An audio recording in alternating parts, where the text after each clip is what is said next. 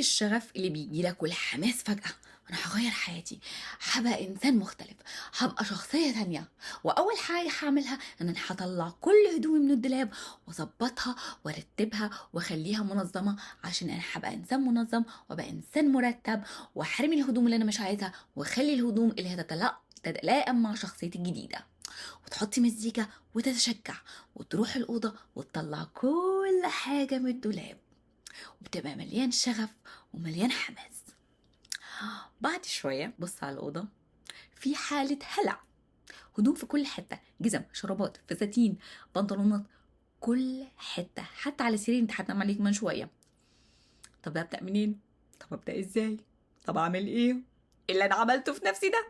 وتقعد تلطم وتشتم في نفسك. طب ما احنا كنا قاعدين، طب ما احنا كنا حلوين، كان لازم ايه الزرزرة والفرهدة دي كلها؟ لسه هشيل واحط واعمل، وبتبقى متكركب من جوه ومن بره. المرحلة دي اسمها The Void، المرحلة الانتقالية، المرحلة الرمادية. هي ايه؟ تعالوا نشوف. ازيكم يا حلوين؟ انا ديانا، وده ديانا شو. هتكلم فيه معاكم في مواضيع كتيرة ومختلفة ومتنوعة، بس دايما هيكون الهدف منها هيخلي حياتنا أجمل وأحلى وأظرف وألطف لينا واللي حوالينا. هتعلم منكم، تعلموا مني، ويا رب أكون عند حسن ظنكم بيا.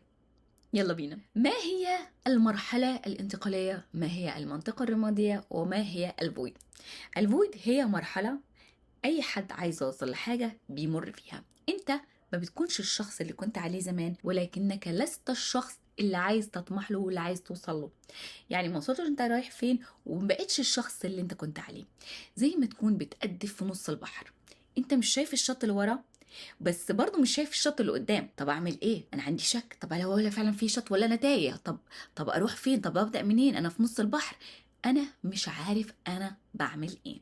عندك حلين، يا اما ترجع بقى للكومفورت زون بتاعتك وكانك يا ابو زيد ما غزيت، يا اما تفضل مكمل برغم الشك وبرغم قله ثقتك في نفسك في الوقت ده، ولكن ايمانك ان انت فعلا هتوصل وتخرج من الزون بتاعتك. المرحله دي لا مفر منها، محدش يقدر يختصرها، محدش يقدر يتفاداها، لازم كلنا نعدي عليها. اي شخص عايز يحسن من نفسه، اي شخص عايز يكون حاجة جديدة، لازم يمر في الفويد. الفويد هي اللي بتشكلك، هي اللي بتعمل إعادة برمجة لدماغك، هي المنطقة اللي انت بتعمل فيها أخطاء وما بتكررهاش تاني. المنطقة الفويد بتخليك شخص يستحق يوصل للي هو عاوزه، بتثقل شخصيتك وبتبنيك. منطقة صعبة لكن لابد منها. ليه صعبة؟ صعبة لأنك بتفقد الشغف والحماس، انت بتعود نفسك على حاجة ما كنتش متعود عليها، بتبقى شخص عمرك ما كنت وانت متعرفش حتى تكونه ازاي. انت لازم تبقى شخصية انت مش عارفها، فلسه بتتعرف عليها. واي حاجة ما نعرفهاش بتبقى صعبة في الاول، بنقف وبنقع، بنقف وبنقع، بتشكك في نفسك وفي قدراتك، الناس اللي حواليك بتشكك فيك وفي قدراتك. صح انت عندك ايمان، وصح انت عندك هدف، لكن انت مش شايف نتائج حقيقية وف وحسيه قدامك، واللي حواليك مش شايفين. طب يا ابني انت عارف انت بتعمل ايه؟ طب يا رب طب يا ابني انت واثق من نفسك انت بتهبب ايه دلوقتي؟ ولا هي بس مشاكل وخلاص؟ ولا هي زرزره وخلاص؟ بتشكك في نفسك كتير وبتبقى مش عارف تعمل ايه. طيب، بما ان المرحله دي شر لابد منه ولازم كلنا نعديه، نعمل ايه في المرحله دي؟ اول حاجه لازم تحدد هدفك، لازم تعرف الهدف اللي انت عايز توصل له. انت ممكن يكون عندك افكار كتيره، لا انا عايزه اعمل كده، انا عايزه اخس، انا عايزه احقق اعمل فلوس، انا عايزه ابني بيزنس، انا عايزه اروح المكان الفلاني، وكذا وكذا. حدد الاتجاه، لازم يكون عندك اتجاه محدد، ما تمسكش مليون خيط في نفس الوقت. حدد طريق واتجاه، ده واحد. اتنين، حددنا الاتجاه، نيجي للنقطة التانية اللي هي أهم نقطة في أي حاجة عايز توصل لها، اللي هي ليه عايز توصل لها. اللي تبعتك دي هي النورث ستار، نجمة الشمال، البوصلة بتاعتك. سايمون سينيك عمل كتاب اسمه Know Your Why. الواي دي مهمة. ليه عايز تعمل اللي انت عايز تعمله؟ هل انت عايز ترضي حد؟ هل انت عايز ترضي المجتمع؟ هل في اكسبكتيشن معينة مطلوبة منك؟ هل انت عايز ترضي غرور فيك؟ اللي بتاعتك لازم تكون قوية جدا ومرتبطة بيك شخصيا، ما ينفعش تكون مرتبطة بأي حد تاني، وما ينفعش تكون من براك، لازم تكون من جواك، وليها دخل بشعور عايز توصله. عايز تبقى معاك فلوس كتير، ليه عايز يبقى معاك فلوس كتير؟ عشان الفلوس حلوة؟ ده مش سبب. هل انت عايز توصل للشعور بالأمان؟ في شعور عايز توصل له. طب يبقى تربط الهدف بالشعور. انا عايزه اخس، انا عايزه انزل وزني ويبقى جسم حلو وشيك وسمباتيك. ماشي يا عم السمباتيك، ليه عايز تخس؟ عشان الدكتور بس اللي قالك كده؟ ولا انت عشان لما بتبص على نفسك في المرايه بتحس ان انت واثق من نفسك وشكلك جميل؟ الاحساس والشعور مهم. عايز ابني مشروع، اخد منه فلوس كتير بس عشان الفلوس، ولا انت عايز تخدم حد وتحسن من حياة حد؟ السيروتونين ساعتها عندك بيعلى.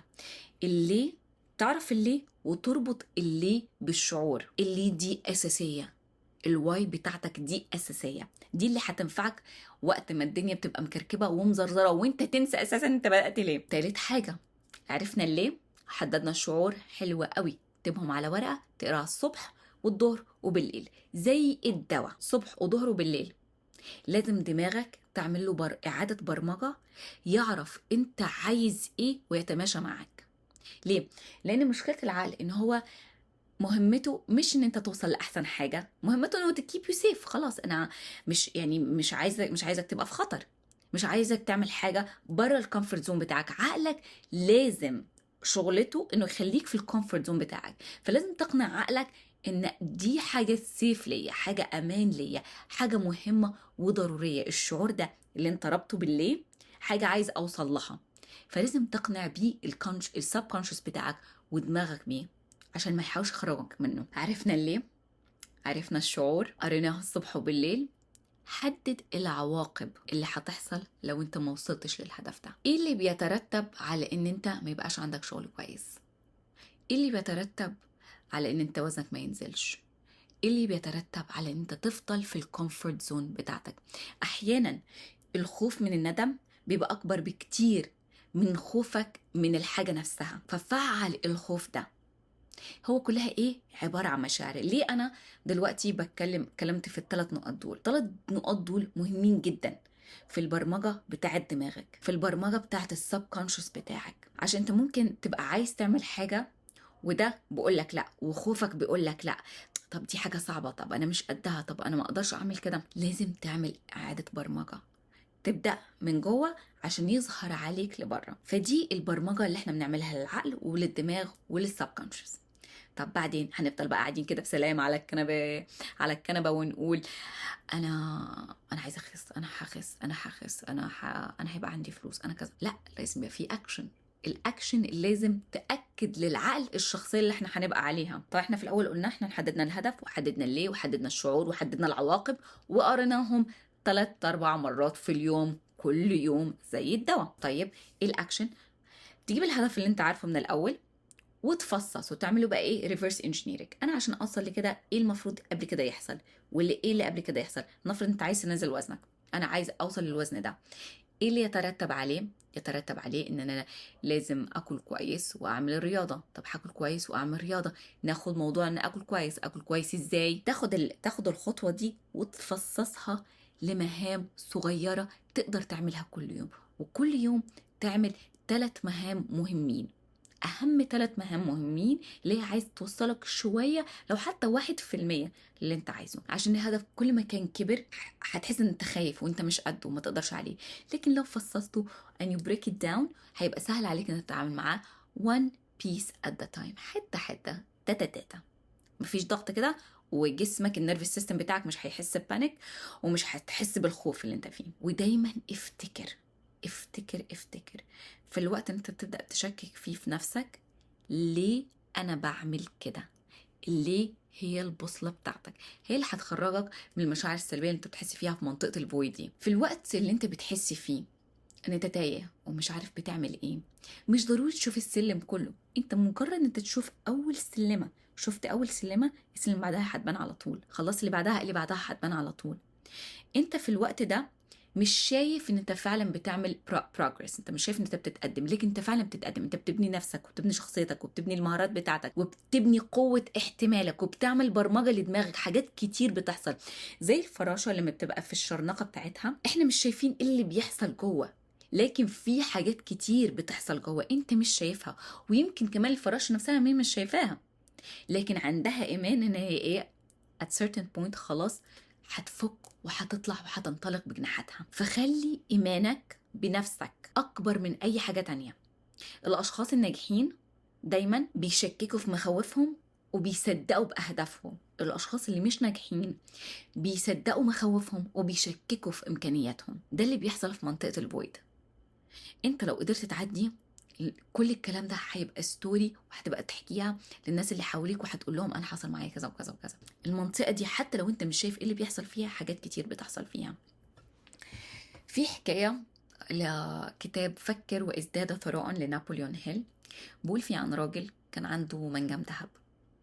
الراجل ده فضل يحفر ويحفر ويحفر ويحفر ويحفر سنين، قاعد في منطقة الفويد، بيتقدم بيتقدم ومش شايف أي نتائج، لحد ما يئس وقال لك خلاص المنجم ده مفيش فيه دهب، أنا هبيعه. وباعه.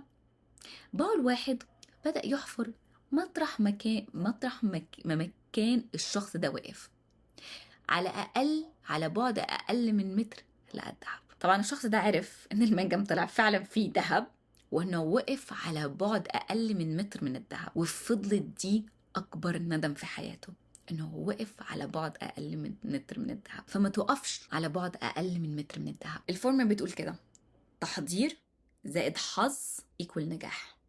لازم تتحضر عشان بعد كده لما يجي الحظ تبقى جاهز وتنجح في اللي انت عايزه. منطقة التحضير هي منطقة الفويد، هي دي المرحلة الانتقالية. في برضو مقولة لستيف هارفي الكوميديان اللي بحبه، بيقول: لو انت ماشي في طريق منيل وزي الزفت افضل ماشي، هتقف فيه ليه؟ خليك ماشي. انا دلوقتي في حياتي في المرحلة اللي انا فيها دي، انا في مرحلة الفويد. عشان اعمل الابيسود ده يمكن دي 5 شوت عشان اقدر ابدا اسجل. كل مره بطلع بتكلم معاك وبقى خايفه، هل انا متجهزه؟ هل انا عارفه هقول ايه؟ انا عارفه ان بكرر الكلمه مره واتنين وتلاته عشان ايه؟ تترسخ عندكم وتترسخ عندي انا كمان. فالفيديو ده ليكوا وليا انا. مرحله الفويد دي مهمه، هي اللي بتبنينا، هي اللي بتطلعنا، هي اللي بتثقلنا، هي اللي بيحصل فيه، هي المطبخ بتاعنا اللي احنا بنجهز فيه كل حاجه. شكلها مكركب وفوضويه وشكلها مش جميل، لكن هي اللي بتوصلنا. محدش بيشوفها ومحدش بيقدرها ومحدش بيبقى عارف ايه اللي بيحصل ورا الكواليس. كل الناس بتشوفه انت نجحت ازاي ووصلت ايه، محدش بيعرف ايه اللي كان بيحصل ورا في الباك ستيج. مش هتلاقي حد بيطبطب عليك وبقول لك برافو وكده، لا مش هتلاقي تقدير. التقدير لازم يجي من جوه، الايمان لازم يجي من جوه. ودايما افتكر اللي بتاعتك دي البوصله بتاعتك، عشان لما الدنيا تتدربك تبقى عارف انت رايح فين. يا رب الحلقه دي تكون عجبتكم. هي مش طويله، قصيره يعني. hopefully I get to the point. ولو عجبتكم احب اسمع منكم. اعملوا شير، لايك، سبسكرايب ولايك، وما تنسوش تفعلوا الجرس عشان انا بنزل حاجات تقريبا 2 أو 3 في الاسبوع، تبقوا تشوفوا الحاجه بتاعتي. اشوفكم المره الجايه. ربنا يسهل عليكم المرحله الانتقاليه والفويد، ويوفقكم لكل حاجه انتوا عايزين توصلوا لها. اشوفكم الحلقه الجايه. باي.